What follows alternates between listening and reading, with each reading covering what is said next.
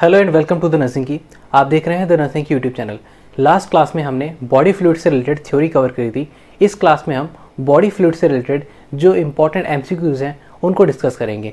इस क्लास में हम एनक्लिक्स बेस्ड क्वेश्चन और जो नर्सिंग एग्जाम्स में पूछे जाते हैं वैसे क्वेश्चन डिस्कस करेंगे।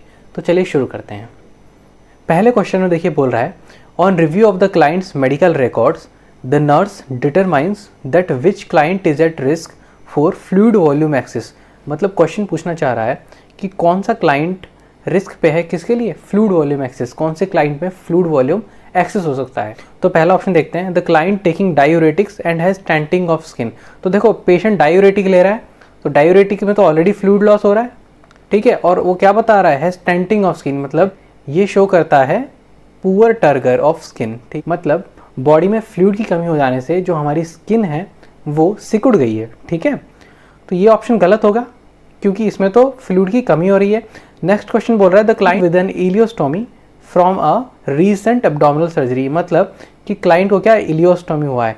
तो देखो यार, जो इलियोस्टोमी, जितने भी स्टोमी होंगे, ठीक है, मतलब जो इलियम है उसमें एक ओपनिंग करी गई, तो इस केस में जीआई फ्लूइड का लॉस होगा। तो अगर जीआई फ्लूइड का लॉस हो रहा है तो ये सिचुएशन हाइपोवोलेमिया की तरफ जाएगी। तो ये ऑप्शन गलत हो गया। फर्स्ट ऑप्शन गलत, सेकंड ऑप्शन गलत। थर्ड ऑप्शन बोल रहा है, the client who requires intermittent gastro intestinal suctioning. यानी जीआई से हम सक्शनिंग कर रहे हैं, तो सक्शनिंग करने की वजह से फिर से जीआई फ्लूइड का लॉस होगा, और अगर जीआई फ्लूइड का लॉस हो रहा है तो ये भी सिचुएशन फ्लूइड लॉस की तरफ जाएगी। फोर्थ ऑप्शन बोल रहा है, the client with kidney disease with a 12 year history of diabetes mellitus. तो देखो क्वेश्चन बोल रहा है कि पेशेंट को क्या है, किडनी डिजीज है, ठीक है। तो किडनी डिजीज जब होगी पेशेंट को, तो उस टाइम वो फ्लूइड को एक्सक्रीट करने में अनेबल होगी, और अगर वो फ्लूइड को एक्सक्रीट नहीं कर पाएगी तो इस सिचुएशन में जो बॉडी में फ्लूइड का अमाउंट है वो बहुत बढ़ जाएगा, और फ्लूइड का अमाउंट बढ़ने से ये सिचुएशन फ्लूइड वॉल्यूम एक्सेस की तरफ आ जाएगी, ठीक है। तो क्वेश्चन का आंसर क्या हो गया, डी। अब आते हैं हम नेक्स्ट क्वेश्चन पे, what will be the amount of intracellular fluid in a 70 kg adult mail.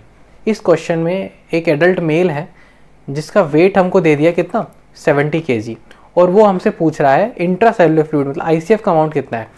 देखो यार, हमने थ्योरी वाले क्लास में डिस्कस किया था कि जो हमारा बॉडी है उसमें जो फ्लूइड्स का अमाउंट है वो वेट का कितना होता है, 60%। यहाँ पे देखो 70 kg है, इसका 60% कितना हो जाएगा, 42 लीटर्स, ठीक है।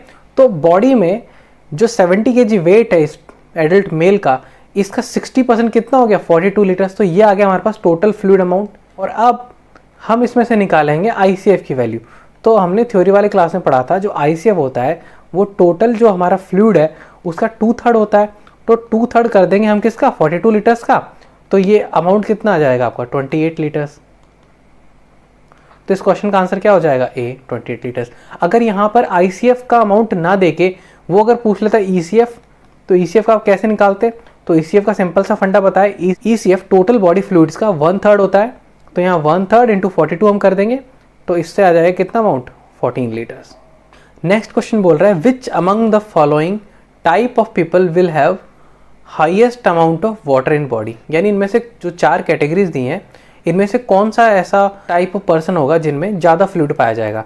तो देखो सबसे पहले दिया है फैट मैन। तो देखो यार, जो फैट होते हैं ना उनमें एडिपोज टिश्यू होता है, तो ठीक है। तो इस एडिपोज टिश्यू की वजह से इनमें फ्लूइड का अमाउंट तो होगा कम और एडिपोज टिश्यू होगा ज़्यादा, तो फैट में तो होगा नहीं। दूसरी चीज़ है फैट विमेन।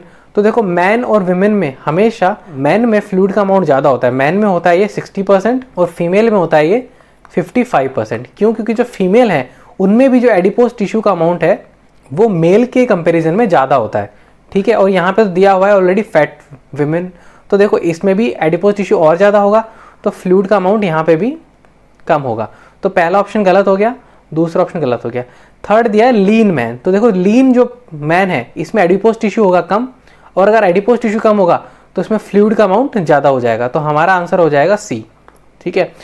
डी ऑप्शन में क्या है, लीन दिया हुआ है, ठीक है। लीन में कम होता है, आई एग्री, लेकिन ये विमेन है, तो विमेन में लीन मैन के कंपैरिजन में जो एडिपोज है उसका अमाउंट ज़्यादा हो जाएगा, ठीक है। तो इस क्वेश्चन का आंसर हो जाएगा सी, ठीक है। नेक्स्ट क्वेश्चन पूछ रहा है, the client most eight risk for fluid volume deficit. यानी इनमें से कौन सा क्लाइंट है जिसको हाइपोवोलेमिया होने के चांसेस या फिर जिसमें फ्लूइड लॉस ज़्यादा होगा।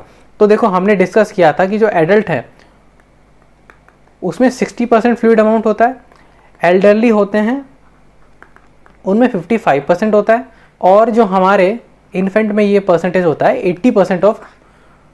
80% ऑफ बॉडी वेट फ्लूइड होता है। इस केस में हम देखेंगे कि देखो एल्डरली में कम हो सकता है, तो ये हमारा ऑप्शन हो सकता है। एडल्ट में फ्लूइड वॉल्यूम डेफिसिट होने के चांसेस कम रहेंगे, तो ये हमारा आंसर नहीं होगा। चिल्ड्रन में भी हो सकता है, और डी ऑप्शन है इन्फेंट। अब देखो यहाँ पे चिल्ड्रन में हो सकता है, इन्फेंट में हो सकता है, एल्डरली में हो सकता है, लेकिन इन तीनों के कंपैरिजन में हमारा सबसे अप्रोप्रिएट आंसर रहेगा इन्फेंट। इन्फेंट का कारण ये है कि जो इन्फेंट है यहाँ पे जो रीनल मैच्योरिटी नहीं होती। अब रीनल मैच्योरिटी अगर इनमें नहीं होगी तो ये फ्लूइड को ज़्यादा एक्सक्रीट करेंगे, और एक्सक्रीट अगर ज़्यादा होगा तो एक्सक्रीट ज़्यादा होने की वजह से फ्लूइड लॉस ज़्यादा होगा। क्लियर। नेक्स्ट क्वेश्चन पूछ रहा है, why maintenance of fluid and electrolyte balance is critical in children in comparison of adults. First option बोल रहा है cellular metabolism is less stable than adult, लेकिन इसका फ्लूइड बैलेंस पे ज़्यादा इंपैक्ट नहीं होगा। अब हम बात करते हैं नेक्स्ट ऑप्शन की। नेक्स्ट ऑप्शन बोल रहा है renal function is immature in children lower than 4 years. तो यस, जो चिल्ड्रन होते हैं उनमें रीनल इमेच्योरिटी होती है, और इस रीनल इमेच्योरिटी की वजह से इनकी जो किडनी है वो ज़्यादा फ्लूइड को एक्सक्रीट कर देगी। तो ज़्यादा फ्लूइड अगर एक्सक्रीट होने लगेगा तो बॉडी में फ्लूइड की कमी हो सकती है, और फ्लूइड के साथ साथ इलेक्ट्रोलाइट इम्बैलेंस भी हो सकता है। नेक्स्ट ऑप्शन बोल रहा है the extra cellular fluid requirement per unit of body weight is greater than adults. तो ये ऑप्शन गलत हो गया, ये एडल्ट में ज़्यादा होता है। नेक्स्ट बोल रहा है the proportion of water in the body is less than adults. तो ये भी चीज़ गलत हो गई। जो चिल्ड्रन और इन्फेंट होते हैं उसमें फ्लूइड का अमाउंट एडल्ट के कंपैरिजन में ज़्यादा होता है। इन्फेंट में 80% होता है, और चिल्ड्रन में ये 60% से ज़्यादा होता है। तो हमारा करेक्ट आंसर हो गया B, renal function is immature in children lower than 4 years. Next question बोल रहा है the elderly individual is at greater risk of dehydration than middle aged adult. यानी कि जो एल्डरली होगा, ठीक है, ये मिडिल एज्ड एडल्ट से ज़्यादा डिहाइड्रेट क्यों हो सकता है? तो देखो पहला, the elderly have more muscle mass, तो ये ऑप्शन गलत हो गया। और जो एल्डरली है उसमें मसल मास कम होगा, और एल्डरली में फ्लूइड का अमाउंट होता है 55%। ठीक है। नेक्स्ट है एल्डरली ड्रिंक्स लेस फ्लूइड, तो ऐसा कुछ नहीं है, ये ऑप्शन गलत हो गया। See their bodies are almost 80% water, ये ऑप्शन भी गलत है, क्योंकि 80% वाटर किसका होता है? ये होता है इन्फेंट का। नेक्स्ट ऑप्शन बोल रहा है compensatory mechanisms work less efficiently. देखते हैं, देखो कंपनसेटरी मैकेनिज्म्स क्या होती हैं। जब हमारी बॉडी में फ्लूइड वॉल्यूम कम हो जाता है, जो हमारी किडनीज होती हैं वो यूरिन का एक्सक्रीशन कम करने लगती है, तो जो यूरिन का जो फिल्ट्रेशन होता है वो उसमें से वाटर के रीअब्जॉर्प्शन को बढ़ा देती है। वाटर के रीअब्जॉर्प्शन को बढ़ा देती है, उसकी वजह से क्या होता है, जो हमारी बॉडी में फ्लूइड का अमाउंट है वो वापस रीस्टोर हो जाता है। और अगर बॉडी में फ्लूइड का अमाउंट ज़्यादा हो रहा होगा तो किडनी क्या करेगी, एक यूरिन का एक्सक्रीशन बढ़ा देगी, ठीक है, जिससे बॉडी में फ्लूइड का अमाउंट बैलेंस हो जाए। इस चीज को बोलते हैं कंपनसेटरी मैकेनिज्म। कंपनसेटरी मैकेनिज्म्स है ये एडल्ट में ज्यादा स्ट्रॉन्गर होती है इन कंपैरिजन ऑफ एल्डरली। एल्डरली में ये जो मैकेनिज्म है ये टाइम के साथ साथ कम होने लगती है। ठीक है, तो इसका आंसर हो जाएगा डी के बारे में। नेक्स्ट क्वेश्चन पूछ रहा है symptoms of severe dehydration are following except, यानी कौन कौन से डिहाइड्रेशन के सिम्टम्स हैं, और ये पूछ रहा है एक्सेप्ट यानी कौन सा नहीं है। तो देखो वीकनेस, यस, जब बॉडी में फ्लूइड का अमाउंट कम हो जाएगा तो उसकी वजह से वीकनेस आती है। नेक्स्ट डिक्रीज्ड थर्स्ट, तो क्या थर्स्ट डिक्रीज होगी? नहीं। देखो यार, जब बॉडी में फ्लूइड का अमाउंट कम हो रहा है तो हमारी बॉडी क्या कंपनसेट करेगी, वो थर्स्ट सेंटर को एक्टिवेट करेगी, ताकि जिससे हमको थर्स्ट लगे, हमको प्यास लगे और हम ज़्यादा फ्लूइड का इंटेक करें। ये ऑप्शन सही हो गया, ये डिहाइड्रेशन का साइन एंड सिम्टम नहीं है। थर्ड ऑप्शन देखो डिजीनेस, तो यस, जब बॉडी में फ्लूइड का अमाउंट ही कम हो जाएगा तो हमारी जो ब्रेन है उसमें जो फ्लूइड का अमाउंट सप्लाई होता है उसका अमाउंट कम हो जाएगा, और उसका अमाउंट अगर कम हो जाएगा में डिजीनेस होगा। नेक्स्ट आता पाल्पिटेशन। पाल्पिटेशन का मतलब होता है जो पल्स रेट होती है उसका बढ़ जाना। अब पल्स रेट क्यों बढ़ सकती है कि जब बॉडी में मान लो फ्लूइड वॉल्यूम कम हो रहा है तो हमारा हार्ट ज़्यादा बार पंप करता है, ताकि वो जो हमारे वाइटल ऑर्गन्स हैं उनको फ्लूइड अमाउंट पहुंचा सके, ताकि उनको ऑक्सीजन पहुंच सके और डिफरेंट न्यूट्रिएंट्स पहुंच सके, इसलिए कार्डियक एक्टिविटी बढ़ जाती है। इस चीज़ को हम बोलते हैं पाल्पिटेशंस। ठीक है, तो इसका राइट आंसर हो गया क्या, डिक्रीज्ड थर्स्ट। नेक्स्ट आ रहा है skin turgor test is used to assess. तो देखो यार, स्किन टर्गर टेस्ट में क्या होता है कि हम जो पेशेंट है उसकी जो स्किन है उसको पिंच करते हैं, उस पेशेंट की स्किन को पिंच करने पर अगर वो अपनी ओरिजिनल पोजीशन पे वापस आ जाती है तो उसको बोलते हैं हम कि ये पेशेंट हाइड्रेटेड है। अगर वो पिंच करने पर अपनी ओरिजिनल पोजीशन पे वापस नहीं आती है तो उसको बोलते हैं हम डिहाइड्रेटेड पेशेंट। लाइक अगर मैं इसको पिंच करता हूँ तो ये वापस अपनी नॉर्मल पोजीशन में आ जाती है, इसका मतलब कि मेरा हाइड्रेशन प्रॉपर है। ओके, तो इस क्वेश्चन का आंसर हो गया बी, हाइड्रेशन स्टेटस। ठीक है, नेक्स्ट क्वेश्चन पूछ रहा है which of the following is the first sign of dehydration. तो देखो डिहाइड्रेशन में टैकीकार्डिया होता है, पुअर स्किन टर्गर होता है, रेस्टलेसनेस होता है, thirst and dark colour urine होता है। ये चारों हमारे डिहाइड्रेशन के सिम्टम है। लेकिन ये पूछ रहा है सबसे फर्स्ट साइन कौन सा होता है। तो देखो यार, जब भी बॉडी में फ्लूइड का अमाउंट लेस हो जाएगा, तो जब फ्लूइड का अमाउंट लेस हो जाएगा तो हमारी कॉम्पनसेटरी मैकेनिज्म्स एक्टिवेट हो जाएंगी। और कॉम्पनसेटरी मैकेनिज्म्स में क्या आता है कि जो हमारी बॉडी है वो थर्स्ट सेंटर को एक्टिवेट कर देगी। थर्स्ट सेंटर को एक्टिवेट करने की वजह से क्या होगा कि हमें ज़्यादा थर्स्ट लगेगी, और इस थर्स्ट के ज़्यादा लगने की वजह से हम फ्लूइड का इंटेक ज़्यादा करेंगे। दूसरी कंपनसेटरी मैकेनिज्म्स काम करती हैं हमारी किडनीज पे। किडनीज का काम होता है यूरिन का प्रोडक्शन। तो जब फ्लूइड का अमाउंट कम हो जाता है तो किडनीज यूरिन को कॉन्सेंट्रेट करना स्टार्ट कर देती है। ये जो यूरिन है ये कॉन्सेंट्रेटेड बनता है। ठीक है, तो अब ये जो कॉन्सेंट्रेटेड यूरिन है ये डार्क कलर का आता है। Option D is the correct answer. Next question पे आते हैं हम। All of the following are features of severe dehydration. This is dehydration. Okay, तो क्वेश्चन पूछ रहा है all of the following are features of severe dehydration except, यानी कौन सा डिहाइड्रेशन का सिम्टम या फीचर नहीं है। तो देखो पहला डिले कैपिलरी रिफिल। तो यस, जब बॉडी में फ्लूइड का अमाउंट ही कम है तो कैपिलरी रिफिल डिले हो जाएगा। ठीक है, संकन फॉन्टानेल।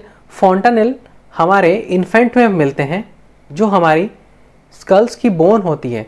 इन बोन्स के बीच में जो मिलने वाला जो स्पेस है, इस स्पेस को हम बोलते हैं फॉन्टानेल। यहाँ पे बोन्स नहीं है तो यहाँ पे नॉर्मल हमारी स्किन होती है। तो अगर डिहाइड्रेशन होगा तो ये जो स्किन है ये हाइड्रेटेड नहीं रहेगी, और स्किन जब हाइड्रेटेड ही नहीं रहेगी तो वो सिकुड़ी सिकुड़ी सी रहेगी। इसको हम बोल देंगे संकन फॉन्टानेल। ये भी सही है, ये हमारा आंसर नहीं है। Third is dry mucosa. जितनी भी म्यूकोसल मेम्ब्रेन्स है वो सारी ड्राई हो जाएगी, ये डिहाइड्रेशन का सिम्टम है। Next is alert mental status. तो ये ऑप्शन गलत हो गया क्योंकि यहाँ पे पेशेंट सीवियर डिहाइड्रेशन में है। अब सीवियर डिहाइड्रेशन में जो हमारा ब्रेन को जो फ्लूइड सप्लाई हो रहा है वो भी कम हो जाएगा, और जब ब्रेन को फ्लूइड सप्लाई कम हो जाएगी तो मेंटल स्टेटस डिस्टर्ब हो जाएगा, डिजीनेस, कंफ्यूजन जैसे सिम्टम्स आएंगे। तो हमारा करेक्ट आंसर हो गया ये। नेक्स्ट क्वेश्चन पे आता हूँ। विच of the following assessment finding is typical of extra cellular fluid loss. Generally हम बोलें कि फ्लूइड लॉस के कौन कौन से सिम्टम आते हैं। तो देखो पहला डिस्टेंडेड जुगुलर वेन्स। तो ये ऑप्शन गलत हो गया क्योंकि डिस्टेंडेड जुगुलर वेन्स हाइपर वोलेमिया में देखने को मिलते हैं। जब फ्लूइड वॉल्यूम ज़्यादा है तभी तो हमारी वेन्स में ज़्यादा ब्लड फ्लो होगा, और जब ज़्यादा ब्लड फ्लो होगा तो जो हमारी वेन्स है वो डिस्टेंडेड नजर आएंगी। ठीक है, तो ऑप्शन गलत हो गया। Second is elevated haematocrit level. तो यस, हेमाटोक्रिट लेवल डिहाइड्रेशन में बढ़ जाएगा। क्यों? क्योंकि देखो हेमाटोक्रिट का मतलब होता है पीसीवी, यानी कि पैक्ड सेल वॉल्यूम। जो हमारा ब्लड है उसमें कंसंट्रेटेड आरबीसी का परसेंटेज कितना है उसको बोलते हैं हम पैक्ड सेल वॉल्यूम। तो अगर बॉडी में फ्लूइड कम होगा तो ऑब्वियस सी बात है कि जो सेल्स हैं उनका परसेंटेज बढ़ जाएगा, तो पीसीवी बढ़ जाएगा। ये डिहाइड्रेशन का सिम्टम है। Next is rapid थ्रेडी pulse. जब वो डिहाइड्रेशन हो जाएगा तो सिचुएशन में जो हमारी पल्स है वो रैपिड हो जाएगी, यानी कि कार्डियक कॉन्ट्रैक्टिलिटी बढ़ जाएगी, हार्ट ज़्यादा बार पंप करेगा। लेकिन वेन्स में जो ब्लड फ्लो हो रहा है उसका अमाउंट कम है, इसलिए हम पल्स को फील करेंगे तो वो एक थ्रेड की तरह नजर आएगी, एक धागे की तरह, बहुत ही हमें कम फील होगी। इसको बोलते हैं हम रैपिड थ्रेडी पल्स। तो ये ऑप्शन सही है हमारा। डी बोल रहा है इंक्रीज सीरम सोडियम लेवल। तो यहाँ ये हो सकता है अगर बॉडी में सिर्फ फ्लूइड लॉस ज़्यादा हो रहा है तो हमारा जो इलेक्ट्रोलाइट का कॉन्सेंट्रेशन है वो बढ़ जाएगा, तो सीरम सोडियम लेवल बढ़ सकता है। लेकिन अब इसमें से हमारा करेक्ट आंसर कौन सा होगा? ये भी सही है, ये भी सही है, ये भी सही है। तो करेक्ट आंसर कौन सा हो सकता है? तो देखो सबसे पहले हमें क्वेश्चन को समझना जरूरी है। क्वेश्चन बोल रहा है which of the following assessment finding, यानी कि जिसको हम खुद पता लगा सकें, ठीक है, बिना किसी लेबोरेटरी के। अब देखो जो एलिवेटेड हेमाटोक्रिट लेवल है इसको जानने के लिए हमें सैंपल लेना होगा ब्लड का, तभी हम पता कर सकते हैं। और जो सीरम सोडियम लेवल है इसका भी पता हम तभी कर सकते हैं जब हम ब्लड से सैंपल ले रहे हैं, फिर इसको हम लेबोरेटरी भेज रहे हैं, वहां से रिपोर्ट आ रही है, उससे हमें पता लग रहा है। तो यहाँ पे जो सी ऑप्शन है उसमें देखो क्या बता रहा है, रैपिड थ्रेडी पल्स। अब रैपिड थ्रेडी पल्स के लिए क्या हमें किसी लेबोरेटरी इन्वेस्टिगेशन की जरूरत है, क्या हमें किसी ब्लड सैंपल की जरूरत है? नहीं, इसको तो हम सिंपली पल्स जैसे फील करते हैं, पल्स फील करके पता लगा सकते हैं। तो इसका करेक्ट आंसर हो गया रैपिड थ्रेडी पल्स, यानी असेसमेंट फाइंडिंग कौन सा हो गया, रैपिड थ्रेडी पल्स। ठीक है, क्लियर। नेक्स्ट क्वेश्चन में देखो, the nurse is caring for a patient with acute kidney injury. तो पहला की पॉइंट बन गया किडनी में प्रॉब्लम। दूसरा है, which of the following action should the nurse take to obtain the most accurate assessment of fluid balance for the patient. तो देखो क्वेश्चन पूछा जा रहा है कि एक पेशेंट है जिसको किडनी इंजरी हो गई है, तो इसमें से कौन सा ऐसा ऑप्शन है जिससे हम करेक्टली पेशेंट का जो फ्लूइड स्टेटस है उसको मॉनिटर कर सकते हैं। फर्स्ट ऑप्शन यानी डॉक्यूमेंट वॉइडिंग पैटर्न, कितनी बार जो पेशेंट है वो यूरिनेशन कर रहा है। Next option is obtain daily wait, यानी हम डेली वेट ऑब्टेन करें, उससे हमें पता चले। Next is review laboratory studies, ठीक है, हम लैब में कोई सैंपल भेजें। Fourth is observe skin turgor. सबसे पहले हमें समझने की जरूरत है कि जो हमारा फ्लूइड अमाउंट है, ठीक है, अगर उसको हमें मॉनिटर करना है तो उसके लिए सबसे अप्रोप्रिएट जो चीज़ है वो है आईओ मॉनिटरिंग। आईओ मॉनिटरिंग यानी इनटेक एंड आउटपुट मॉनिटरिंग। ठीक है, इसमें क्या करते हैं हम कि जब भी पेशेंट कुछ फ्लूइड का इनटेक करता है तो उसको हम डॉक्यूमेंट कर लेते हैं। जैसे उसने 200 ml फ्लूइड पिया तो उसको हमने डॉक्यूमेंट कर लिया। उसके बाद जितना यूरिन वो करता है उसको हम मेजर करेंगे हर बार। This is the best monitoring. अगर इसके बाद कोई ऑप्शन आता है तो वो होगा वेट, क्योंकि मैंने आपको बताया था ना कि जो वेट, अगर एक्यूट वेट लॉस होगा तो उसको हम फ्लूइड का लॉस मानेंगे। ठीक है, उसके बाद अप्रोप्रिएट हो गया हमारा स्किन टर्गर। तो यहाँ पे पहला ऑप्शन ये हो जाएगा, दूसरा ये, थर्ड ये। तो यहाँ पर हमारे क्वेश्चन में करेक्ट आंसर हो जाएगा ऑब्टेन डेली वेट। ठीक है, fluid balance is best monitored by. तो मैंने आपको क्लियर बताया हुआ है, सबसे पहला ऑप्शन वो हमेशा रहेगा इनटेक आउटपुट, उसके बाद ऑप्शन आएगा डेली वेट, उसके बाद ऑप्शन आएगा स्किन टर्गर। तो यहाँ पे इनटेक आउटपुट है, तो सबसे पहला ऑप्शन क्या टिक करेंगे आप, इनटेक आउटपुट। ठीक है, next is when fluid enters the tissue it is known as. ये क्वेश्चन में क्या बोलना चाह रहा है कि मान लो हमारी ब्लड वेसल्स है, उसमें से अगर फ्लूइड बाहर लीकेज हो जाता है तो इस फ्लूइड को क्या बोलेंगे। तो देखो हमें पता है, तो यहाँ पे डिफरेंट सेल्स प्रेजेंट होगी। तो ये जो फ्लूइड है ये डायरेक्ट सेल में तो जा नहीं सकता, ये फ्लूइड इन सेल्स के बीच बीच में आ जाएगा। ठीक है, तो ये जो बीच बीच में जो फ्लूइड आ रहा है, इस फ्लूइड को हमने नाम दिया था इंटरस्टिशियल फ्लूइड। नेक्स्ट क्वेश्चन पूछ रहा है, the child is on ivy therapy, IV fluid चल रहे हैं उसको, which among the following represents over hydration.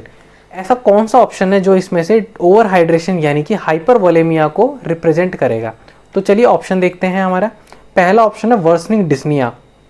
तो देखो मैंने आपको थ्योरी क्लास में बताया हुआ है कि जब बॉडी में फ्लूइड का अमाउंट ज़्यादा हो जाता है तो कंपनसेटरी मैकेनिज्म स्टार्ट होती है, किडनी ज़्यादा फ्लूइड को एक्सक्रीट करना स्टार्ट हो जाती है। ठीक है, लेकिन जब ये बहुत ज़्यादा अमाउंट होने लगता है तो धीरे धीरे जो ये फ्लूइड है ये हमारे लंग्स में डिपॉजिट होना स्टार्ट हो जाता है, जिसका मैंने टर्म का नाम दिया था पल्मोनरी इडीमा। ये पल्मोनरी इडीमा सीवियर यानी ओवर हाइड्रेशन के केस में देखने को मिलता है।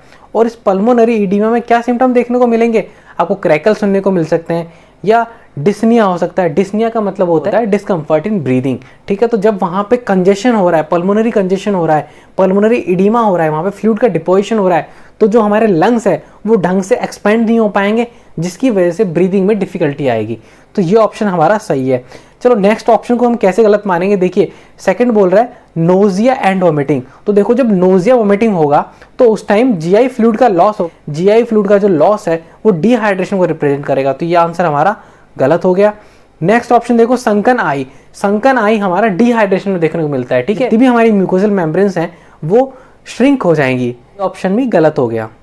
Next is fever.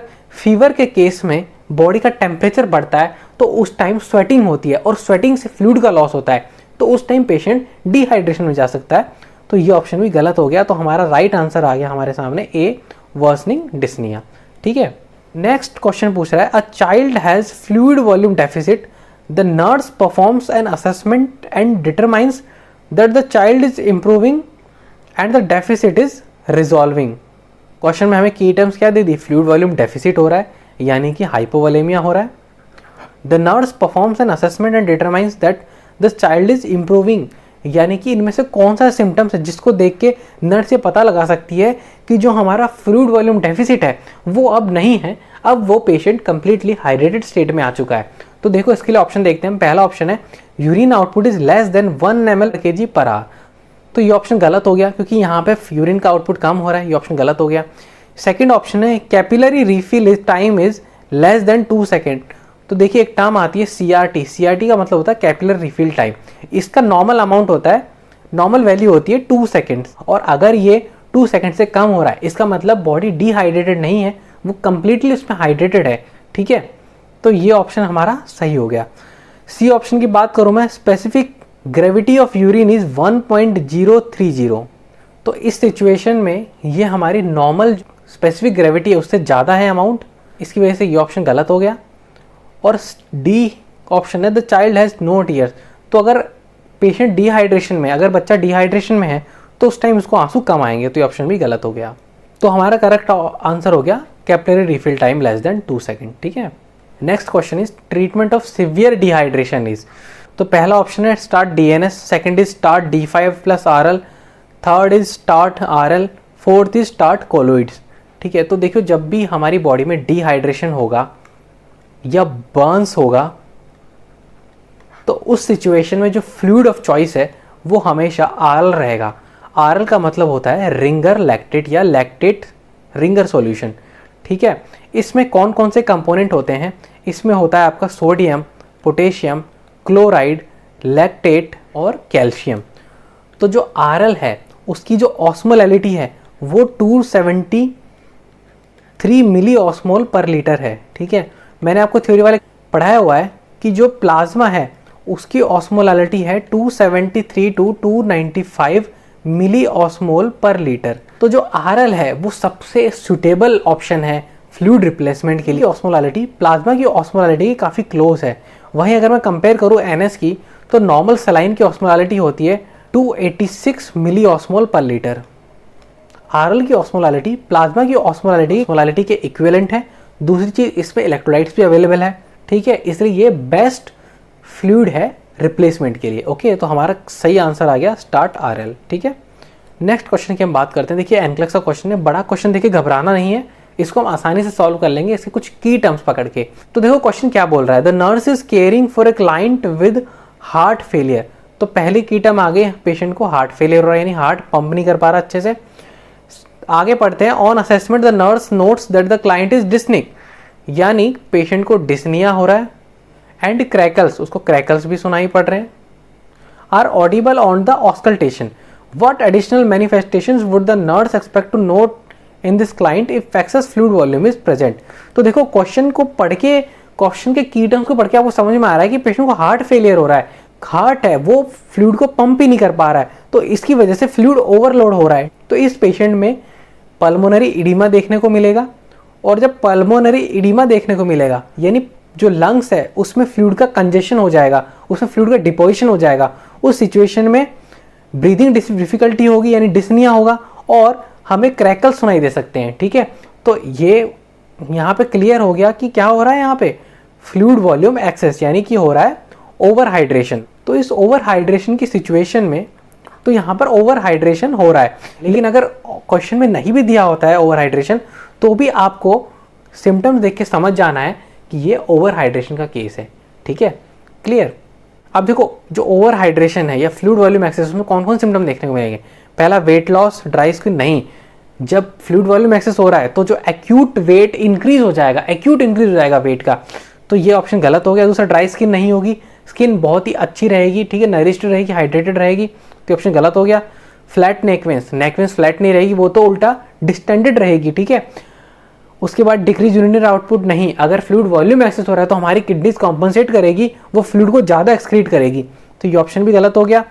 सी बोल रहा है an increase in blood pressure and increase respiration, यानी कि बीपी बढ़ जाएगा और रेस्पिरेशन बढ़ जाएंगे। तो जब ज़्यादा फ्लूइड बह रहा है वेन्स में तो वो वेन्स या आर्टरी की वॉल्स पे ज़्यादा प्रेशर लगाएगा। तो जब वो वेसल्स की ब्लड वेसल्स पे ज़्यादा प्रेशर लगाएगा तो ब्लड प्रेशर ऑटोमेटिक बढ़ जाएगा। तो ये हमारा ऑप्शन हमारा सही होगा। डी ऑप्शन है weakness and decrease central Venus pressure, तो ऑप्शन गलत हो गया। जब फ्लूइड वॉल्यूम ही हमारा सही है, एक्सेस है, तो वीकनेस नहीं होगी, पेशेंट को वीकनेस ये डिहाइड्रेशन का सिम्टम है।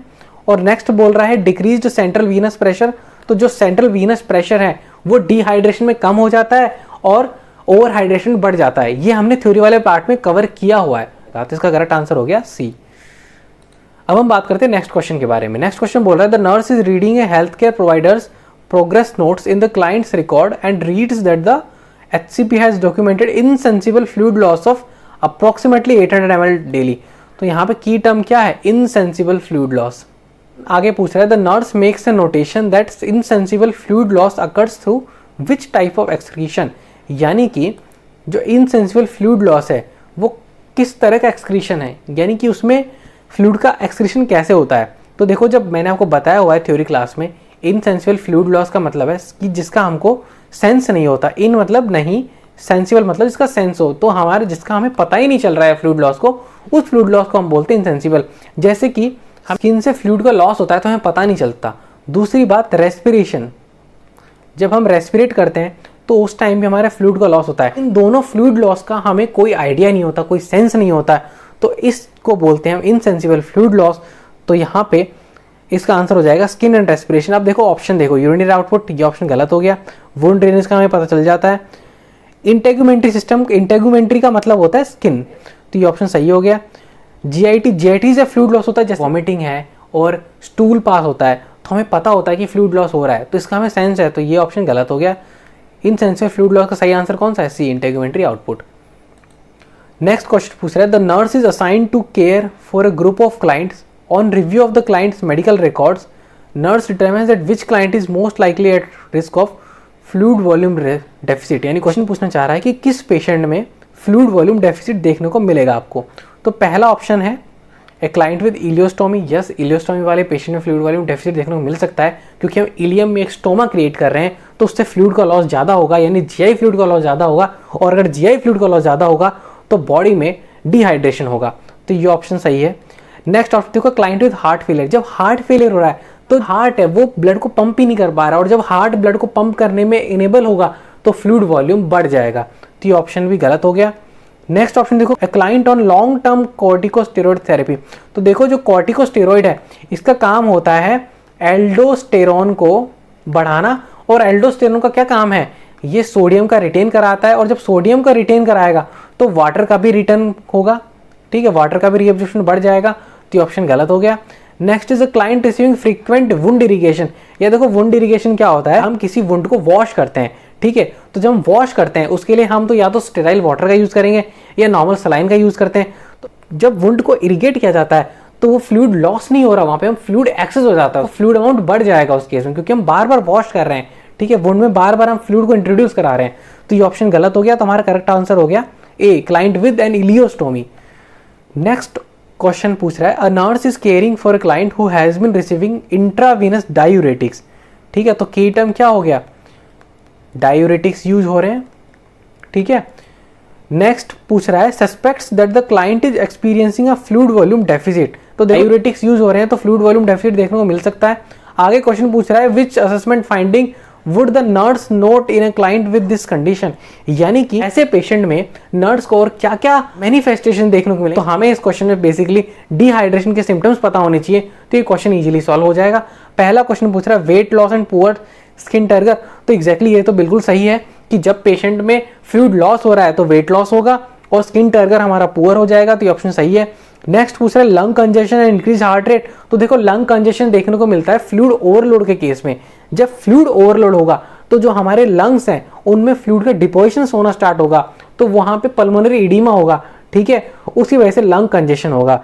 Increased heart rate fluid volume deficit में भी देखने को मिल सकती है और फ्लूइड वॉल्यूम एक्सेस में भी देखने को मिल सकती है, लेकिन लंग कंजेशन साथ में दिया हुआ इसलिए ऑप्शन गलत हो गया। नेक्स्ट ऑप्शन है डिक्रीज्ड हेमाटोक्रिट, यानी कि जो पैक्ड सेल वॉल्यूम है वो कम हो गया, ठीक है। मैंने आपको पिछले क्वेश्चंस में बताया हुआ है हेमाटोक्रिट का मतलब है पैक्ड सेल वॉल्यूम, तो पैक्ड सेल वॉल्यूम यहाँ पे डिक्रीज्ड हेमाटोक्रिट। तो डिक्रीज्ड हेमाटोक्रिट हमेशा ओवर हाइड्रेशन का सिम्टम है, क्योंकि अगर ब्लड में फ्लूइड का अमाउंट ज्यादा हो जाएगा तो जो पैक्ड सेल वॉल्यूम है उसका अमाउंट कम हो जाएगा, उसका परसेंटेज कम हो जाएगा, तो ये ऑप्शन गलत हो गया। और इंक्रीज यूरिन आउटपुट भी हमें ओवर हाइड्रेशन में देखने को मिलता है। Fourth option is increase respiration and increase blood pressure. ये दोनों चीजें हमें फ्लूइड वॉल्यूम एक्सिस में देखने को मिलती है।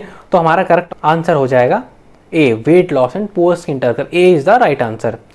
तो इस सेशन में हमने एनक्लेक्स के क्वेश्चंस कवर किए हैं, उसके साथ साथ हमने प्रीवियस एग्जाम्स में पूछे जाने वाले क्वेश्चंस भी कवर किए हैं। ये क्वेश्चन नॉट सेट और डिफरेंट नर्सिंग एग्जाम्स के लिए बहुत जरूरी है। तो ये सेशन आपको कैसा लगा आप हमें कमेंट करके जरूर बताइए। If you are new to this channel then subscribe, if you like this video then share with your friends. You can join our Instagram, Facebook and Telegram channel for daily updates, and you must visit our website, that is www.thenursingkey.in, where we are posting daily quizzes and image based questions। अगर आप body fluids की quiz को attend करना चाहते हैं तो description में दिए गए लिंक पे जाएं, इस क्विज को करें और वहां पे अपना इवेल्युएट करें। Thank you so much guys, मेरा नाम है Shivam. Bye bye and keep watching the nursing की।